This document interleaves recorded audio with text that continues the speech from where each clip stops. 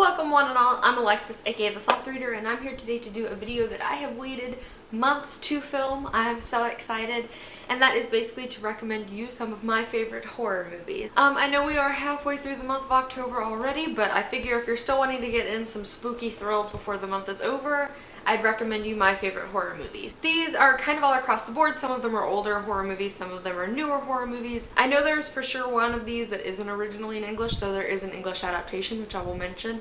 And they're kind of all spooky for different reasons.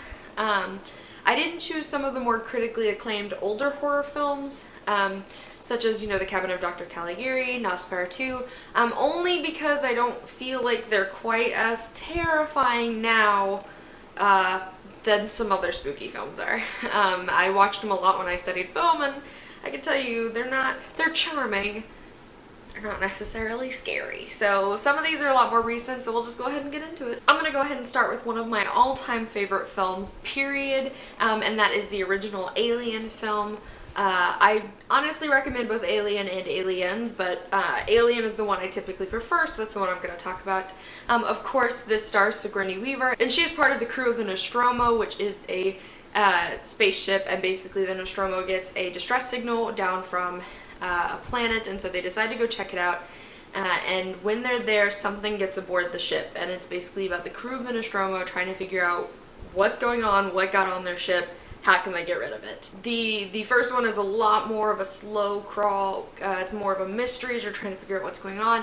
Aliens, the second one, is a little bit more action-packed if that's what you're more interested in, but I love Alien. Science fiction horror is one of my favorite subgenres of both science fiction and horror, so I feel like I was always destined to love Alien as much as I do.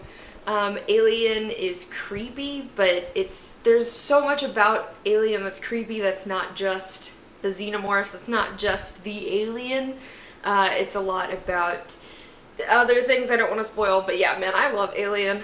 I think Alien is still a good time every time you watch it, and there's so much interesting lore that's part of the Alien universe that's really, really fascinating, so I highly recommend it. The next one I'm going to mention is a little bit more of a more recent horror film, and that is Sinister.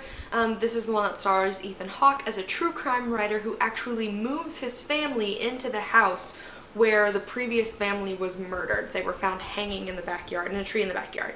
And so he actually moves his family into the house so he can write a story, and he's basically chasing former glory because he had previously written a book that helped solve like a 20-year-old murder, and so he's basically trying to do that again, see if he, as a true crime writer, can actually solve the mystery of what happened to this house.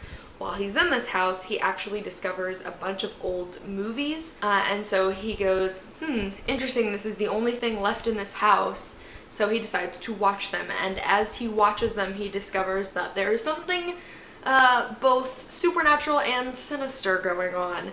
And I still think this first one is really creepy. I still think that there's so much some of the jump scares in this one are really, really terrifying. The whole tone of the movie is really creepy. The use of film in this movie is really terrifying, especially because of the implications of it, if that makes sense. Those of you who've watched the movie, you'll know what I'm talking about. But because film plays such a large role in this movie, when you're watching this movie, you can't help but be like, oh god, I'm watching a movie. Kind of a similar feeling to how The Ring is, for those of you who have seen The Ring. It's the same kind of implications, which is what makes it so terrifying, because you're walking out of the movie theater going, ah! But I genuinely just think Sinister is a really cool storyline. I think it's really airtight, and I also just think it's creepy.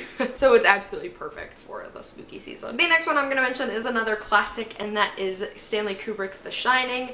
Now, I know Stephen King will tell you don't watch The Shining, it's a terrible movie, but it's not. It's a fantastic film. The Shining was one of the films I studied a lot when I studied film, because there's so much in it. That's a mark of Kubrick as a filmmaker. There's so much symbolism in The Shining. It's about a man who actually moves his family to a remote hotel in the winter, basically to take care of it while it's closed in its off season, and while he's there, he basically just starts to go kind of crazy with cabin fever, and it's about the build up to that. But there is so much in The Shining that is so expertly done as a film. Stephen King's dislike of the movie aside, the sound editing and the cinematography and the way the movie as a whole is edited and some of the foreshadowing that's done within props and everything makes this movie so incredibly brilliant as a movie in and of itself. But there's also so much about The Shining that will just give you the willies. You'll watch scenes and you'll just be like, ooh, ooh, ooh. And that's what I think makes it such a great suspenseful movie. But yeah, I'm a big fan of Stanley Kubrick's The Shining. As someone who studies film, as someone who critiques film, it's a fantastic film. The next one I'm going to mention is Insidious. I'm talking about the first one, about the rest of them, but the first Insidious is so different for me. When I saw it the first time, it was so different from every other horror film I had ever seen. This basically follows a couple and their son as they move into a new home, and their son starts behaving wildly different. He starts, sleeping a lot, and he starts becoming reclusive, and they basically start having stuff go creepy. And there's so many little parts in this movie that, like, I watched with a friend, and a friend of mine had seen the movie more times than I had, and he still didn't realize all the things that were happening in this movie, because there's a lot going on in real